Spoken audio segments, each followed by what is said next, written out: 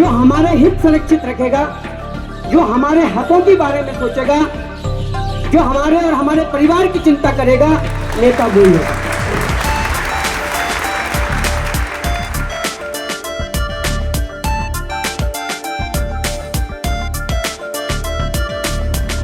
वो षड्यंत्र को आयरे साहब, जिंद्रे साहब और गोडसे साहब और उनका टीम पूरा पहचान लिए। रातों रात हमारे को अरे ऐसा ऐसा चल रहे, हम उसको रोक दिए।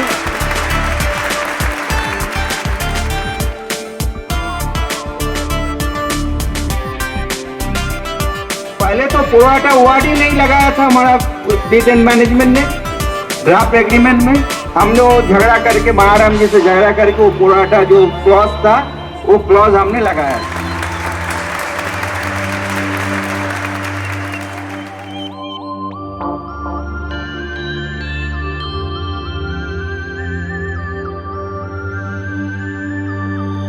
जर कामगार बंधूंनी आम्हाला मजदूर संघाच्या सत्तेमध्ये काम करण्याची संधी उपलब्ध करून दिली तर आम्ही या अनमोलीचा प्रश्न 100% सोडवल्याशिवाय राहणार नाही।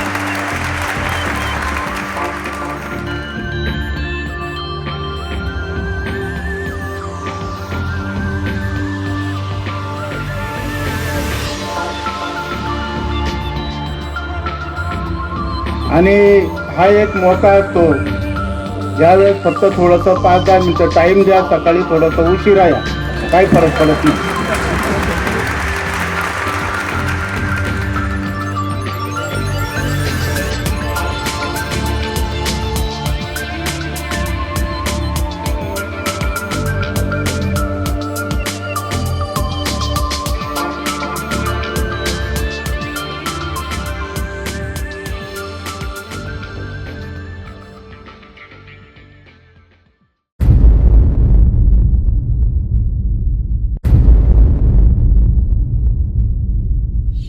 कामगार साथियों को प्रणाम करता हूँ। परम सम्मान्य जो कि हमारी टीम के चाणक्य कहे जाते हैं, परम सद्य विश्वनाथ जी सिकदर जी को मैं प्रणाम करता हूँ। हमारे जो विदुर हैं चंद्रमौली जी, उनको प्रणाम करता हूँ। साथियों, नेशनल कामगार पैनल अब सिर्फ नासिक ही नहीं देखेगी। आज हमने तय किया है जगदीश गौडसे जैसा नायक, या यूं कहें सेना नायक, हमने तय कर लिया है। और जिस तरह के रिजल्ट, जिस तरह के परिणाम आज एसपीएमसीआईएल की सभी इकाइयों में देखने को मिल रहे हैं, ये हमारा एक संगठित प्रयास है। मैं और गौडसे जी इस टीम में सबसे बच्चा लीडर है। सबसे कम उम्र में हमें आपकी सेवा करने का सौभाग्य प्राप्त हुआ है। लेकिन जो वरिष्ठ पीढ़ी का मार्गदर्शन है, जो गौडसे जी, अहिरे जी और जुंद्रे साहब का जो समर्पण है, जो त्याग है, जो काम की ललक है, मुझसे पूर्व वक्ता ने एक बहुत अच्छी उम्दा बात कही है। मैं भी साथियों बहुत कम समय लेकर एक बात कहना चाहता हूँ।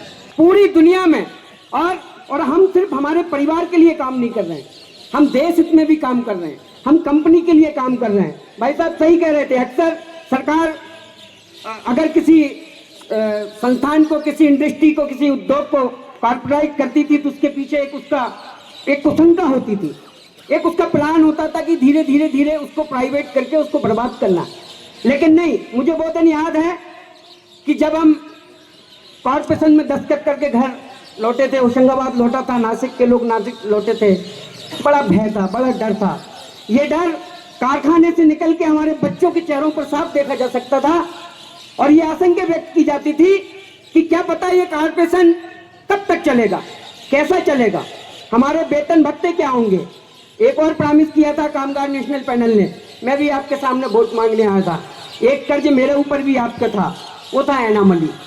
आज बहुत प्रसन्नता होती है कि 1900 से हमने हमारे कामगारों को सीधे 2400 किया। मैं इस बात का श्रेय भी मेरे भाई गौडसे जी को यह देना चाहता हूँ। एक और बात थी साथियों, कॉर्पोरेशन होने के बाद ईश्वर की कृपा कह लो या हमारे बेहतर लीडरों का समर्पण कह लो, हम टारगेट से ऊपर प्रोडक्शन करने लगे, हम लक्ष्य से अधिक उत्पादन करने लगे। लेकिन उत्पादन तो अधिक हो रहा था, उसका प्रॉफिट सीधा कंपनी के पास जा रहा था। हमने फिर चर्चा की गोडसे जी ने, चंद्रमौली साहब से, सिकदर साहब से, कि इस प्रॉफिट को हमारे पैकेट तक कैसे लाया जाए, इस लाभ को हमारी जेबों तक कैसे लाया जाए, इस लाभ को हमारे बच्चों से, हमारे परिवार के बीच कैसे लाया जा पाए। बहुत नायाब तरीका, बहुत आसान तरीका गोडसे जी ने ढूंढा और आज हमें एक्स्ट्रा प्रोडक्शन के नाम पर जो एक और मोटी रकम हमें मिल रही है, मैं उसके लिए भी गोडसे जी का अभिनंदन करता हूँ, नेशनल कामगार पैनल का अभिनंदन करता हूँ।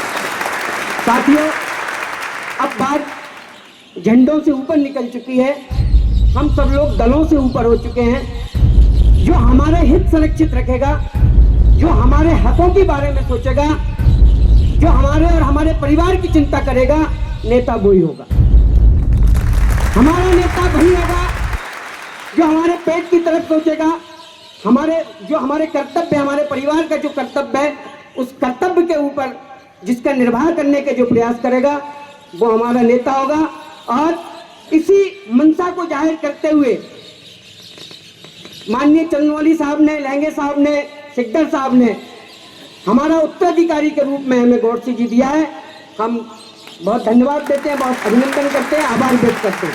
साथियों, चाहे लीव इंकेजमेंट का मामला हो, अनुकंपा नियुक्ति के लिए पिछले दिनों अभी सीएमडी साहब से गोडसे जी ने बात की है, निश्चित ही है कि उसमें भी हम बेहतर परिणाम लेके आएंगे। वो भी एक बहुत बड़ी चुनौती है। जिस तरह एनामली का मुझे तो नहीं लगता था कि एनामली का कुछ सकारात्मक रिजल्ट आएगा, कुछ पॉजिटिव कुछ हो पाएगा। बहुत 10 साल मैंने भी एक दूसरी टीम के साथ काम किया था, मैं भी सुनते रहता था एनामली एनामली एनामली, लेकिन ऐसा लगता नहीं था कि एनामली पे कुछ हो पाएगा। और लेकिन नहीं, यदि मन ठीक है, हृदय ठीक है, बोल वचन ठीक है, शब्दों में ईमानदारी है, आंखों में ईमानदारी है, चमक है, तो आज ये रिजल्ट देखने को मिला, मुझे बहुत खुशी होती है। साथियों, लेकिन मैं एक सीख भी देना चाहता हूँ। मैं बड़ा हूँ, थोड़ा सा बड़ा हूँ गोडसे साहब से, कि गोडसे साहब आपको भी एक सीख देना चाहता हूँ। अग्रिम पीढ़ी से, कुछ बुजुर्ग पीढ़ी से कुछ भूले हुई है। ऐसा ना हो कि आपसे भी कोई भूल हो तो हमें दूसरे को जगदीश गोडसे भूलना पड़े। ये मैं नासिक की बात नहीं कर रहा हूँ साहब, मर मर के जिया है। मेरा कारखाने की बात कर रहा हूँ मैं, 3 साल इंसेंटिव नहीं मिलता था। हम झाड़ू लगाकर 2-2 घंटे ओवर टाइम के लिए गिड़गिड़ाया करते थे। 2-2 घंटे ओवर टाइम, एक महीने में यदि 10 घंटे ओवर टाइम मिल जाता था तो हम समझते थे कि ये महीना हमारा धन हो गया। दूर की बात है इंसेंटिव। और नेता लोग हाई कोर्ट के नाम पे, आरएलसी के नाम पे, सीएलसी के नाम पे हर महीने उस मजबूरी के हालात में, उन गरीबों के दिनों में 500-500 रुपए चंदा हम लोग देते थे। लेकिन झूठ होता है, झूठ की कोई उम्र नहीं होती। वो झूठ के ऊपर एक सच की सफेद चादर आज हमने डाली है, मुझे फक्र है। मैं पुनः इस उम्मीद के साथ भाई जगदीश गोडसे, पूरे एसपीएमसीआईएल के समस्त 9 इकाइयों में के कामगारों के परिवारों के नेता हैं। इतना कह के मैं अपना स्थान ग्रहण करता हूं। और दिनकर ने कहा है, मैं कभी हूं, दिनकर की कुछ पंक्तियां याद आती हैं। दुष्यंत ने भी कहा है कि एक पत्थर तो तबीयत से उछालो यारो, कौन कहता है कि आकाश में सुराग हो नहीं सकता।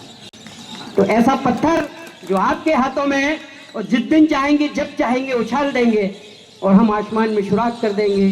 जय हिंद, जय भारत, जय कामगार।